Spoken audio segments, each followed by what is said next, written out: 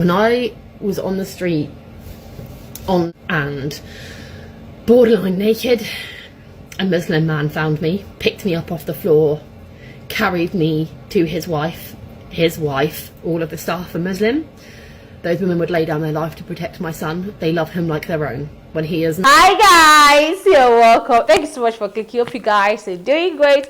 My name is Bukomi Biki Crown. So this English lady went viral for defending the Muslims, that is the British Muslims. So let's check it out. Every time there's an act of jihad or an act of pure Islam, we're told Islam is a religion of peace. It's getting pretty tiring now. So anyone who's educated on Islam, on Muhammad, they know full well it's a violent fascist ideology that promotes war against non-Muslims, that promotes slavery of non-Muslims, and promotes rape of non-Muslims. Muslims are not making this country unsafe. Muslims are wonderful and kind and dignified and compassionate and generous, and they are the pillars of so many communities.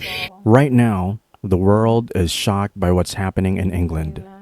It all started with fake news on social media. British activists like Tommy Robinson claim that Muslims are the reason for all their problems.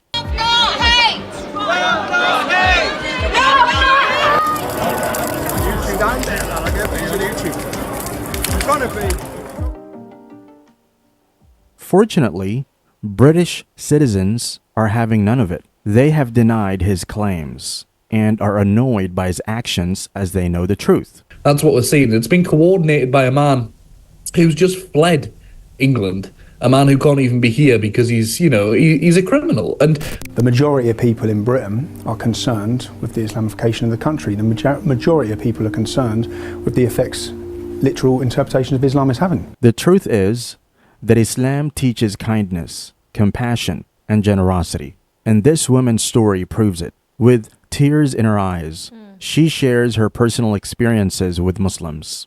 When I was on the street on drugs and borderline naked, a Muslim man found me. This Muslim man picked me up off the floor, carried me to his wife, bathed me, dressed me, fed me, loved me, and took me somewhere that I could be safe. They showered her love and care, taking her to a safe place to start a new life. Her son attends a Muslim nursery where the staff are like a second family to him. They go above and beyond to ensure his well-being and show genuine concern for his safety. My son goes to a predominantly Muslim nursery. All of the staff are Muslim.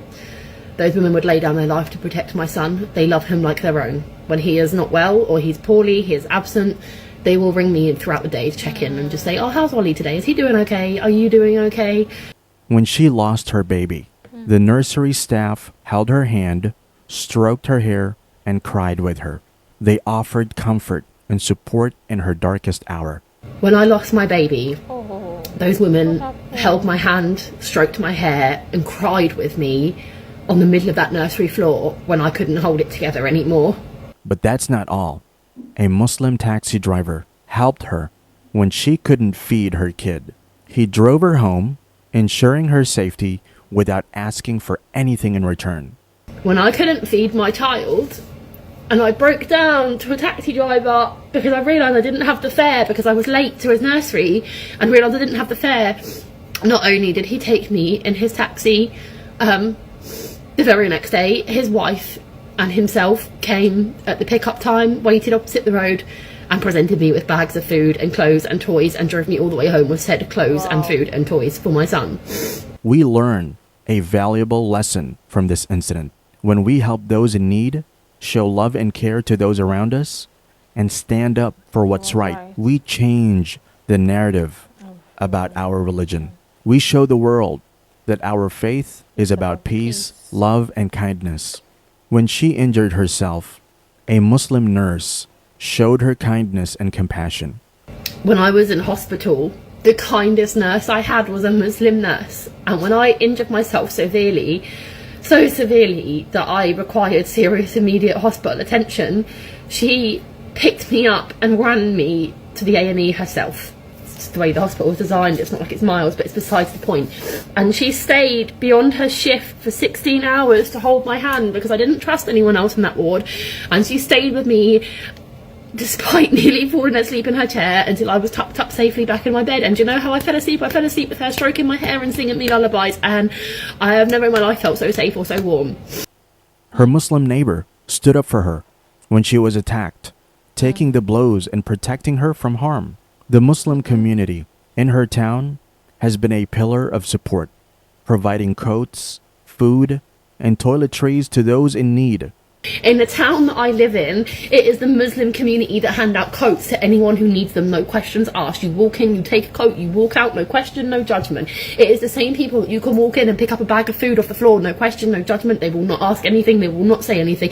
They will simply smile and offer you a warm meal. It is those same people that when I lived in the hostels, every Friday they would appear, fresh fruit. It's incredible quality, fresh fruit, fresh vegetables, bottled water, soap, toiletries, clothes, anything you could think of, they provided it for us. And not once did it come with a Quran or an invitation to mosque. It came with kindness, compassion, dignity, love and warmth that some of us had never experienced. Her experience shows us that we can change the way people perceive Islam. As Muslims, we have a responsibility to fight stereotypes that cause hate and fear. We can do this by continuing to show kindness, empathy, and compassion to those around us. Kindness goes a long way. Kindness goes a long way. Love, peace, unity goes a long way. I feel like she encountered a lot of Muslims during her dark times, during her turbulent times. Most of the people that were there for her, that gave her helping hands, were Muslims. Like she said before, she was living a life that was not pleasing. She was tattered, and this Muslim couple, picked her up. This man took her to his wife, and they fed her, they showed her love, care, and that was how her life changed for better. So she gave us different instances in which Muslims, showed love and kindness to her. And that was one thing that made that stood her ground, that Muslims are not terrible people. They are not bad people. They are not what the media portray them to be, the negative light they portray them to be.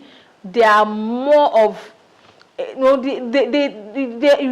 see a lot of Muslims that are cheerful givers. She even spoke about her child, but there was one thing that really confused me. She said she lost her child, then later a Muslim helped her, gave her food, gave her some things to give her child when her child was sick. I think I don't know how it all happened. Maybe the story was not proper. Maybe the person that combined this whole story didn't say the right one before the other. I think maybe at first the child was in the hospital before she lost the child, because I need to be clear about that particular aspect. But no, you could see that she went through a lot of trials. She went through a lot of trials. She went through a lot of difficult times in which financially it was not easy, spiritually, physically, everything was not easy for her. But Muslims were the one that gave her helping hand in different aspects, in different ways, like different occasions. Anytime she finds herself in trouble, in bad situation, is Muslims that comes to her rescue. They are the one that shows her the love, the compassion. That was a beautiful one. I'm really impressed. Like the commentator said, the person said that the only way you can fight for your religion, for people to know that your religion is a peaceful one, is when you keep, rendering kindness to people. When they see that you're kind, Muslims are cheerful giver, and that stereotype will be written off. You get it? People will get to understand. There are a lot of things that we see on social media that most of us feel like is the religion, is Muslims that doing so, whereas it's not so. Maybe some people portray themselves to be Muslim, or they disguise themselves to be Muslims by their dressing or by their looks. And we have good Muslims out there. Like I really learned a lot from her story, and I was just touched and impressed by it. Wow, amazing. Let me know your point of view, guys. Thank you so much for watching. I'll see you in the next one.